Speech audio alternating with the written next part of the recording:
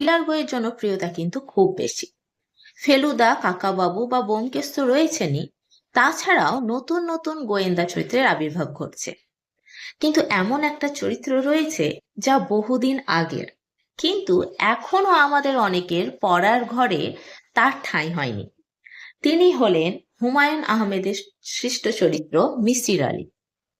মিসির আলীকে আসলে গোয়েন্দা বলা চলে না, তিনি হলেন একজন যুক্তিবাদী, এবং তিনি তার যুক্তির সাহায্যে কিছু রহস্যের সমাধান করেন। তিনি কোনো খুন বা কোনো ডাকাতির পেছনে দৌড়ন না, তিনি দৌড়ন মানুষের মনের রোগের পেছনে।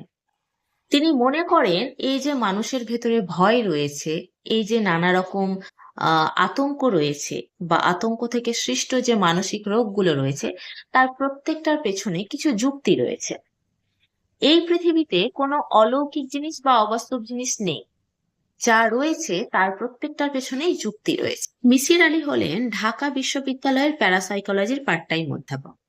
তাকে দেখলে অবশ্য প্রথমে ঠিক মনে ধরবে না। অগোছালো মানুষ, যার না আছে পোশাকের ঠিক, না আছে শরীরের যত্ন, যিনি সারা বছরই রোগে ভোগেন।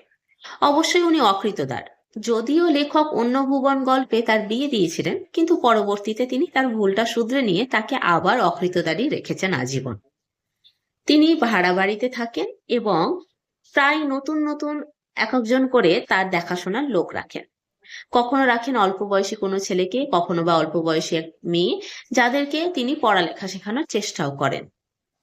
এই মিসির আলী এতটাই অসুস্থ যে তিনি কেস সলভ করতে গিয়েও অনেক সময় অসুস্থ হয়ে পড়ে। কিন্তু এই রোগা মানুষের একটা অসীম ক্ষমতা রয়েছে, সহজে কোনো কথা ভোলেন না। মিসির আলীর এই যে বইটি আমার কাছে রয়েছে, সেটি হলো শ্রেষ্ঠ যে গল্পগুলো সেগুলো নিয়ে। এখানে যে গল্পগুলো রয়েছে এগুলো হলো দেবী, নিশিথিনী, নিষাদ, বৃহন্নলা। এই চারটে কিন্তু আপনারা সিরিজের মতো পড়বেন। এই চারটে কিন্তু অন্যান্য গল্পের থেকে আলাদা। বাকি গল্পগুলো খুব সুন্দর। যারা সাইকোলজিক্যাল থ্রিলার পছন্দ করেন তাদের কিন্তু খুব ভালো লাগবে। এই বইটি কাকলি প্রকাশনী থেকে প্রকাশিত, এবং আমি যখন কিনেছিলাম তখন এর মূল্য ছিল 600 টাকা। যারা সাইকোলজিক্যাল থ্রিলার পছন্দ করেন তাদের বলবো এই মিসির আলীর সমগ্র যেটা রয়েছে সেটা আপনারা কিনতে পারেন, তাতে আপনারা সবগুলোই পেয়ে যাবেন।